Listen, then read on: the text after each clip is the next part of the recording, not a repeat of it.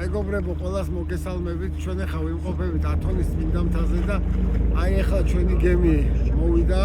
ანასკიტეში ვართ, მეგობრებო, ზოგადად ანასკიტე საბოლოოდ ჩამოყალიბდა მე-17 საუკუნეში 1650-1660 წლებში და ანასკიტე გამოირჩევა რითი? გეტყვით მეგობრებო, ჯერ იმითი რომ კლდეზეა ეს მონასტერი შეფენილი და მეორე ის რომ ამ მონასტერში ინახება ღვთისმშობლის დედის წმინდა ანას მარცხენა ფეხის ნაწილი და ამ მონასტერში მოდიან ძირითადად უშვილოები, ანუ შვილიერებას ავედრებენ წმინდა ანას. მეგობრებო, ნახევარზე მეტი ამოვედით ანასკიტეში. აი აქედან ეს ხედი იშლება. აი ბიჭები. აგერ ალექსანდრე და ვანო. აი მეგობრებო, გზად ანასკიტესაკენ.